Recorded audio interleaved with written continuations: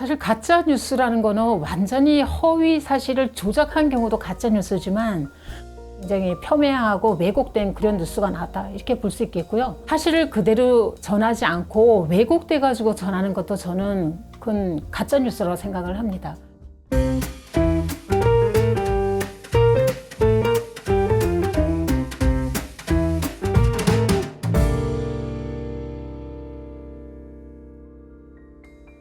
안녕하세요. 강원도민일보 논설실장을 지냈던 박미현입니다. 봄내 인문학 여러 학생분들과 만나게 돼서 정말 반갑습니다.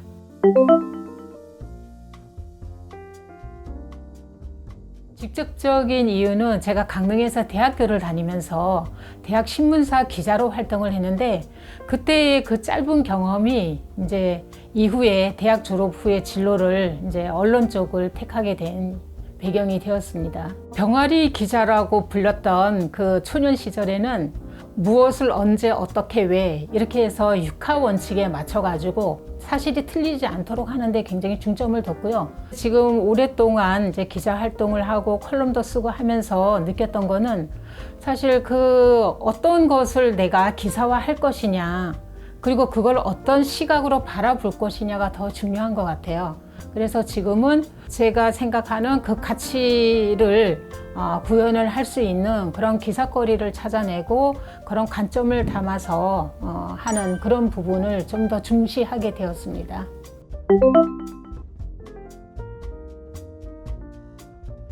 내가 이제 발을 딛고 사는 공간은 사실 대한민국 더 좁혀서 가면 강원도 제 삶에 훨씬 더 직접적인 영향을 주고 있어요. 저는 지역 언론이 어떤 생활 민주주의를 실현할 수 있는 그런 부분에 기여하는 데 있어서 방점을 찍고 있다고 생각을 하고요. 지역의 관점에서 중앙정부의 정책이라든가 대한민국의 이런 여러 가지 상황을 해석해 보고 같이 공유할 수 있다. 그런 점에서 좀 저는 차이가 있다고 생각을 합니다. 제가 공동경작구역 JCA라는 칼럼을 쓴 적이 있어요.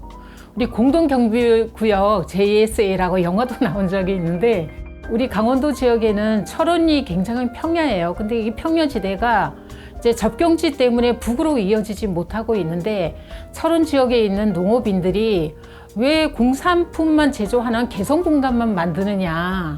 이 철원과 북에 있는 평강 이 일대에 있는 굉장히 넓은 그 평야를 활용을 해서 공동 경작 구역을 만들게 되면은 뭐 식량 문제라든가 그다음에 기후 문제라든가 아니면 또 평화라는 브랜드 가치를 창출을 해가지고 국제적으로 이렇게 수출도 할 수 있는데 모내기 철에 북에서는 그 모내기를 마치는데 전부 다 인력들이 와서 하는데 한 달 이상 그거를 한다는 거예요, 그 작업을. 근데 철원 같은 경우에는 워낙 이제 기계화가 발전이 되다 보니까 한 3, 4일 정도면 모내기를 마칠 수가 있다는 거예요. 그러면 그 넓은 공동 경작지대를 만들어서 남에서는 기계화 그런 장비를 제공을 하고 인력을 제공하고 또 북에서는 또 그런 인력을 제공해가지고 공동 합작의 그런 식량 창고를 만드는 거죠. 그래서 저는 이런 것들이 좀 불가능하지 않다고 생각했던 게 과거에 이제 동독과 서독의 경계가 허무는 과정에서도 이런 시도들이 있었거든요. 이런 부분들은 강원도가 사실 갖고 있는 그런 특수한 환경에서 나오는 거거든요. 강원도만이 갖고 있는 그렇지만 전 세계 보편적으로 공감할 수 있는 그런 가치들이 저는 충분히 있다고 봅니다. 사실 가짜 뉴스라는 거는 완전히 허위 사실을 조작한 경우도 가짜 뉴스지만 사실을 그대로 전하지 않고 왜곡돼 가지고 전하는 것도 저는 그건 가짜 뉴스라고 생각을 합니다. 우리가 국권을 잃었던 일제강점기에는 지금과는 전혀 다른 가짜 뉴스가 있었습니다. 우리가 1919년에 3.1운동이 있었잖아요. 근데 3.1운동 때 정말 수백 명이 참여한 이제 시위가 있고 또 현장에서 이제 총격에 의해 가지고 사망하는 그런 사태도 벌어지는데 제가 관련 기사를 찾아보니까 정말 일단으로 이렇게 짧게 다루고 있어요. 그리고 사망했는데도 사망자 이름도 없고 또 시위했던 사람은 폭도라고 난동을 부렸다 이런 수준으로 짧게 다루고 있는 거죠. 굉장히 폄훼하고 왜곡된 그런 뉴스가 나왔다 이렇게 볼 수 있겠고요.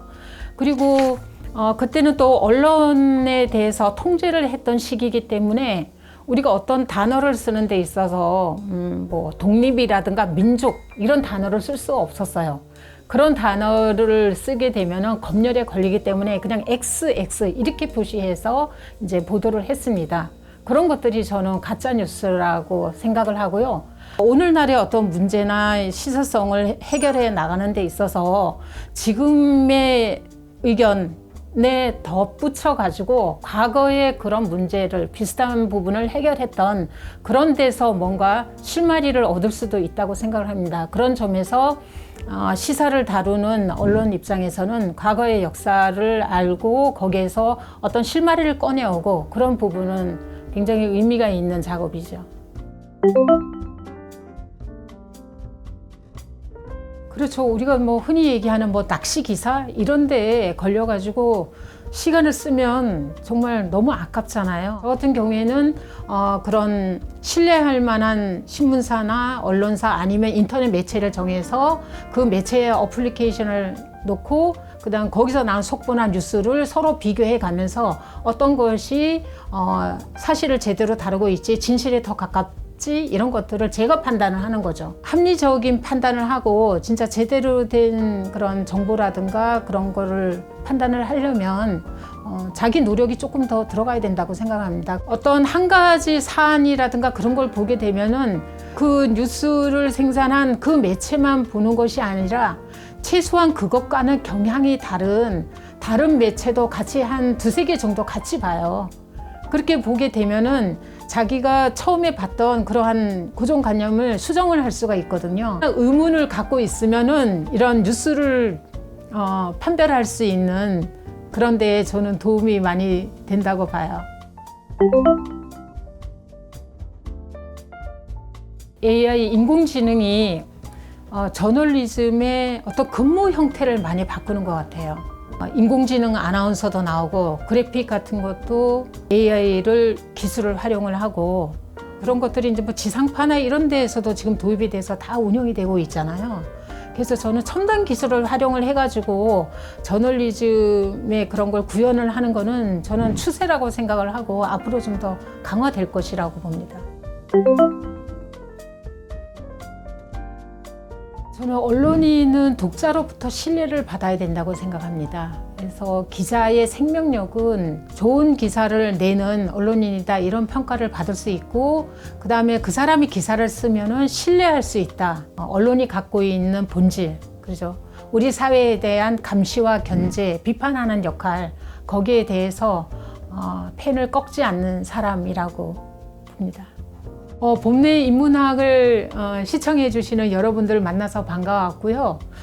오늘 제 이야기를 통해 가지고 좀 언론에 좀 한 발 가까이 다가가는 기회가 됐다고 한다면 저는 큰 보람입니다. 이번에 만나서 반가웠습니다.